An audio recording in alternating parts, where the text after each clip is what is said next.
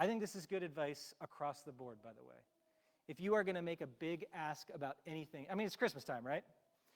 And the kids have all left. I mean, most of the kids have left, right?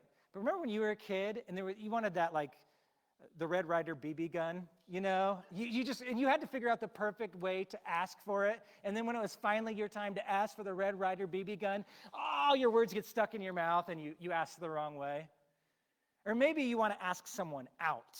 You're like thinking about going on a date with someone. You need to muster up the courage to ask them out. And you've got the perfect way to do it. And then you get in front of them and your tongue like dries up in your mouth, right? Those are hard things to ask for.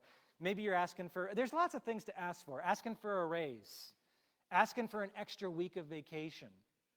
Asking for a chance to just go away, take a weekend retreat while your husband stays with the kids. These are all big asks, right? Use tact when you make a big ask. Here's what Dallas Willard says. He's a spiritual formation writer. He writes a lot about how do our souls relate to God and others. He's really helpful in those terms. And as he's thinking through the Sermon on the Mount, ask, seek, knock, he suggests that this wisdom on asking doesn't just relate to our prayers to God, but asking relates to how we interact with other people. And he says this about asking. He says the power of asking is so great. The power of asking is so great, it makes many people uncomfortable. They do not like to feel the power of the request. And when you ask someone, there is a power to that request.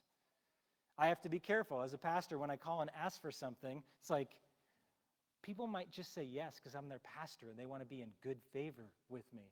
As a parent, as a coach, depending on what kind of position or authority you have in someone's life, you have to be very careful about the ask. But what if you're just the kid asking the parent? There's still power. You know why? Because a parent wants to please their kid a lot of times. They want their kids to be happy. There's power in the ask. And I've experienced this recently. I want to give you 2 bad examples of asking. Okay, so we're selling some stuff on Facebook Marketplace right now. Some chairs and a table. Because my wife wants to totally redo the dining room. And if she asks to do that, I just melt to every one of these requests. There's power in her ask. Let's redesign it. So we're selling these chairs, and you know how it is. When you sell something online, everybody wants to bargain with you, right? So you put a price, $150, and they're like, I'll give you $125. Well, let's wait a week and see if I actually get full price. Okay, so I wait a couple weeks, knock the price down. It's now $125.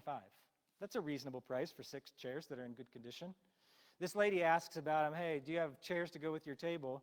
And I say, yeah, I have them at 20 apiece if you don't want all 6 of them. And here's how she responds. No, thank you. I need chairs also and not paying that outrageous amount for chairs. Now, how do you think that made me feel? What kind of snarky, so you can't see my snarky response up there? Because I never sent it, but I wanted to. Outrageous price?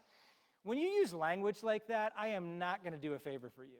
That automatically puts me on the defense. You're making me seem like I'm stingy or greedy or something. You don't ask well by making someone else feel defensive. It's not a good ask. My son does this thing. His favorite thing in the world is television and food. Those are the 2 favorite things, television and food. So a TV dinner, man, I mean, he's almost in heaven. And he wants to watch TV all the time, but we're pretty specific about time on screen for him. But Saturday morning after pancake breakfast, always TV time. And he's gotten into this habit when the girls go to youth group, then he wants to watch TV for youth group, right? And sometimes we say yes, or sometimes we watch something together, and now we're starting to promise him that he gets to go to youth group pretty soon, a couple times a month, because it's good for him to get a break from the screen. But he also knows we're going to say no to the screen a lot, so here's how he asks, and I think this is hilarious. Dad, I cannot watch TV tonight.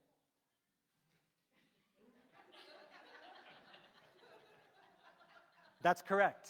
You cannot watch TV. Thank you. Thank you for saying that. You cannot watch TV tonight. The girls are savvier, though.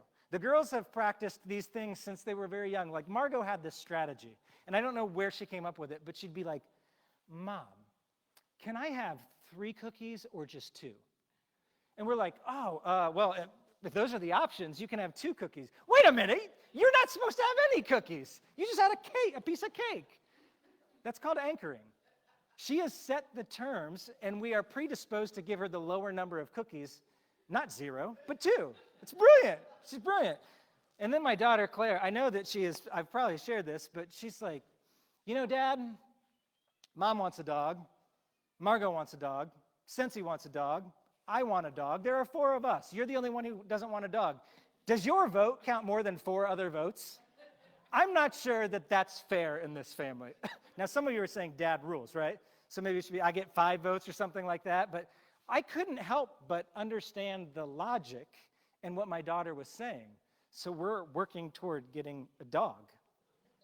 See, when you use tact when you make a big ask.